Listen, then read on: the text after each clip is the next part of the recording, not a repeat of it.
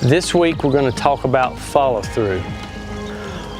One of the things that we can do through improper practice is get in the habit of trying to see where your arrow impacts. This is bad. Always focus on your spot. Aim small, shoot the shot, and keep your head in the position it was always in. Watch the arrow impact the target through your peep. Don't look around to try to see where the arrow impacts. This will cause problems in your practice and inaccurate impacts every time.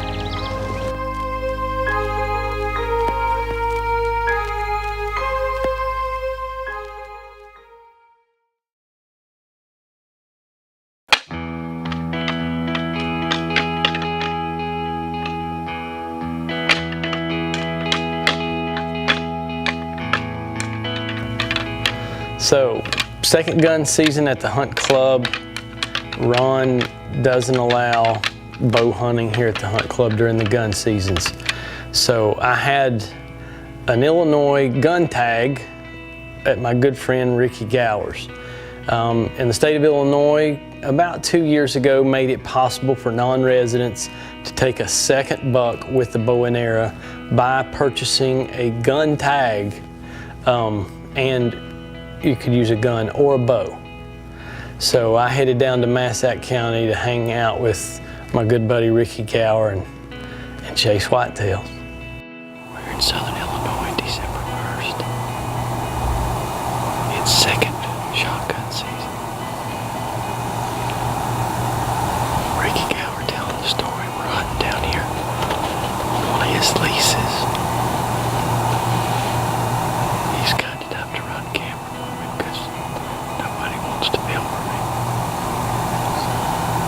And 2 nights ago, this field filled up with 30 or 40 deer and a couple of good bucks.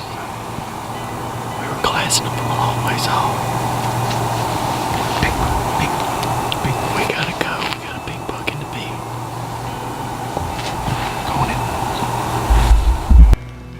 The area Ricky and I were sitting in was a thin strip of woods next to a large block of woods, and Ricky had hunted this area over the previous 2 weeks and saw quite a few shooters coming out of this large wood lot. And it wasn't long after we'd been in the stand, here come one of those guys by himself looking for love, and horns were definitely his friend.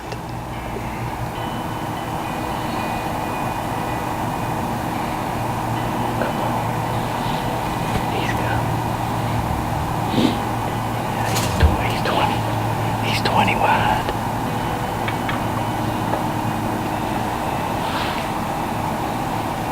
We've got a 4 or 5-year-old 8-point, 20 inches wide. Evidently he's just broke free from does. He was headed hard the other way, probably 700-800 yards away. We banged the horns together, got his attention finally, and he come running. He's slowly committed. We're not going to overcall. Now that we've got his attention and got him coming our way, we're going to be silent and let curiosity kill the cat. So this deer disappears into the woods, and you know, the next thing we know, he reappears and he's directly downwind and coming not fast, but just at a steady pace. And he circles around us. I know he's going to come into this particular opening. I range it 42 yards. Deer steps into the hole and I let an arrow fly. Me.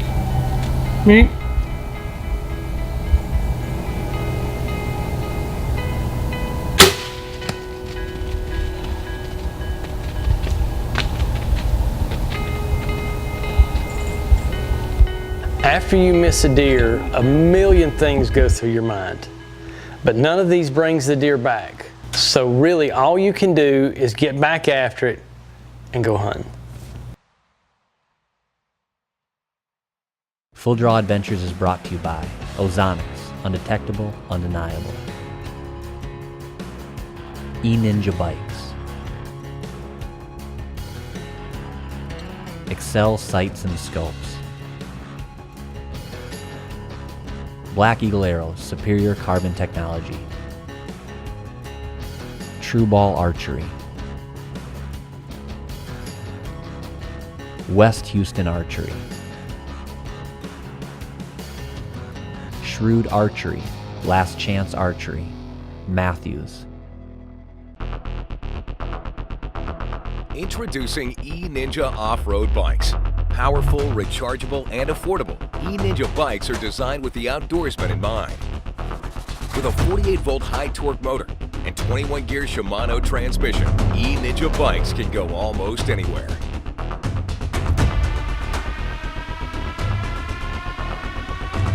Be the ninja with E-Ninja bikes.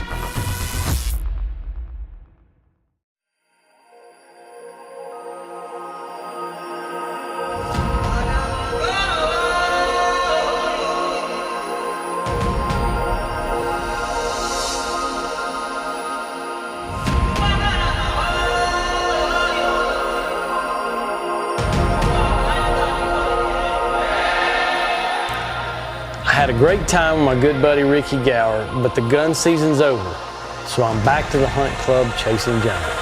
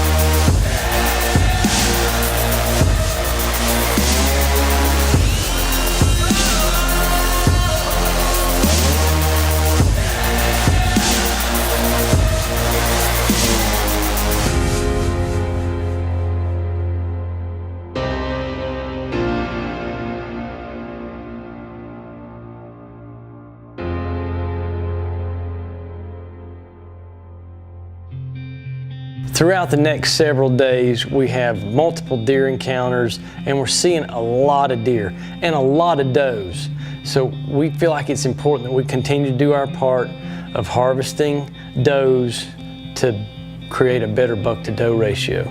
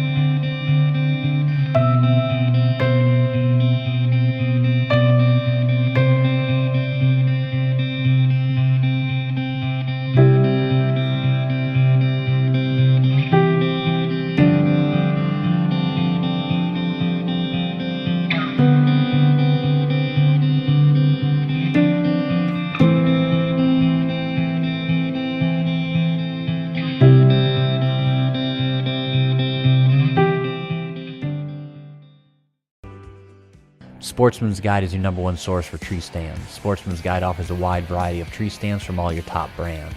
Guide Gear, Boulderton, X-Stand, Mud, and so much more. Visit sportsmansguide.com and see why they're the place to go to get where you want to be in the outdoors.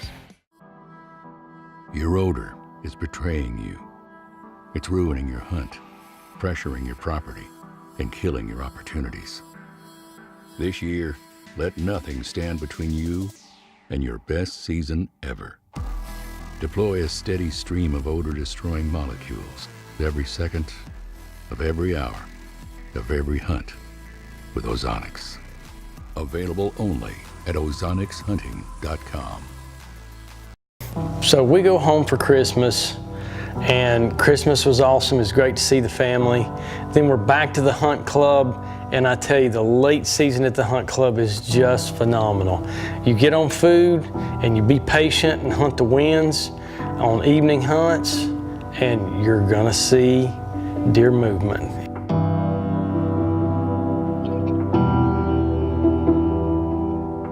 We're down to the last 3 or 4 days of season, and at this point you just have to realize maybe it's just not meant to shoot a giant. So you make up your mind to shoot a mature deer and realize that that's what's best for management no matter where you're hunting.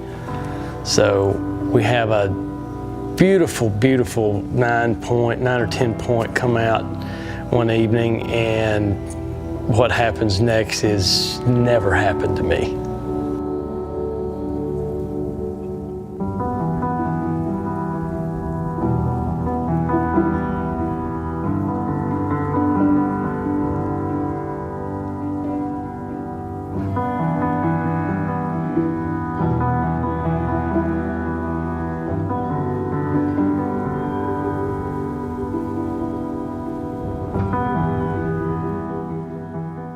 We're sitting here on the edge of a cornfield watching a thicket.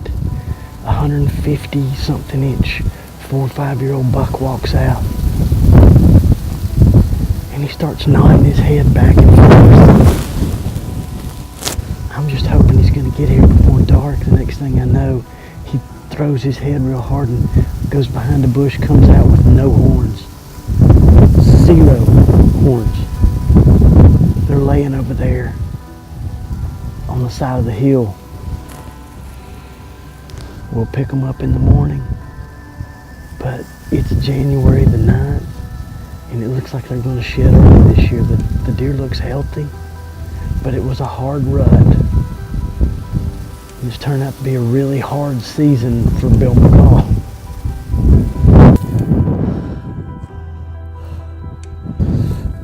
This deer we watched from 160 yards away, came out of the brush. We're just super excited. You know, it's the last week of the season here in Illinois. We got a 4-year-old buck. This at least a 4-year-old deer. I'd say he's 4. Comes out. I tell Adam, who's telling the story, Adam Silvers, I said, "He's a shooter, just stepped out of the brush, and hopefully he makes it to us before dark." He starts acting funny. He's doing his head back and forth, and I'm thinking, oh no. And then I told Adam, I said, he's going to shed, you know, probably the next week.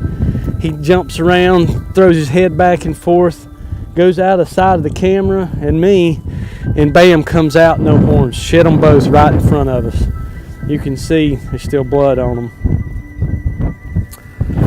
It's just the way it's, it is what it is. It's what it's meant to be. This is not the deer that we were supposed to kill. And yesterday it was 62 degrees. Today it's, with the wind chill, somewhere around 9. But it's part of the story.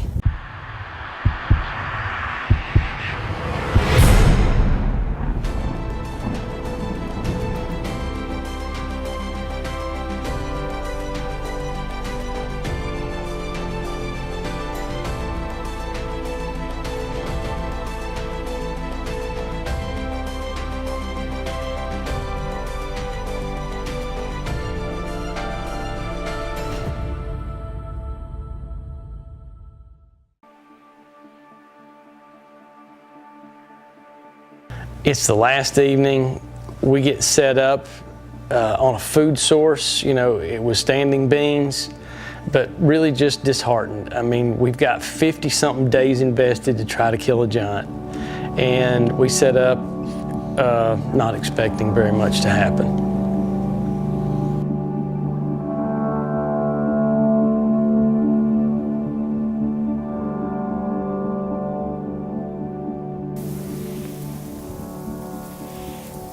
Been a long year chasing giants.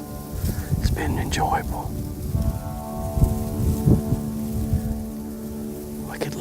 We could surely use a little bit of a miracle. Whatever happens, we'll be thankful. We could sure use a miracle right about now.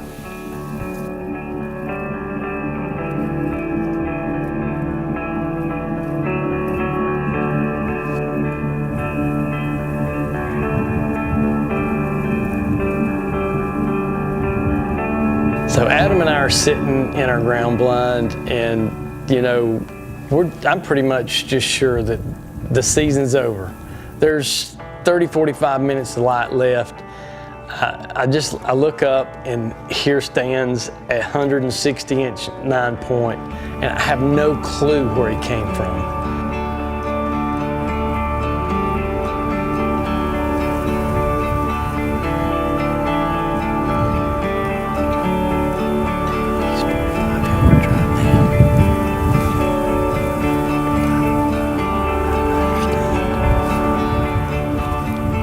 So this deer's standing 40 yards in front of me, broadside, and Adam cannot see the deer. I mean, from his point of view, the deer is just behind this larger shrub, and you know, it's just impossible for him to get a shot. So time's getting short. I mean, we're running out of daylight, so we've got to make something happen.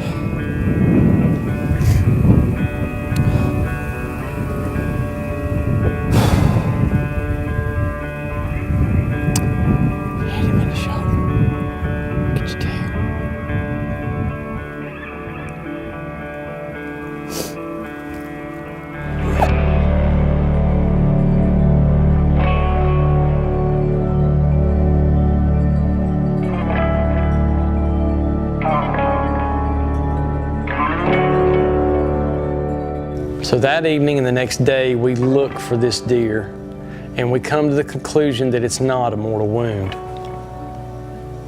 3 weeks later, one of the guides here at the Hunt Club, Grant, finds the shed of the deer that we shot, and a few days later, he finds the carcass.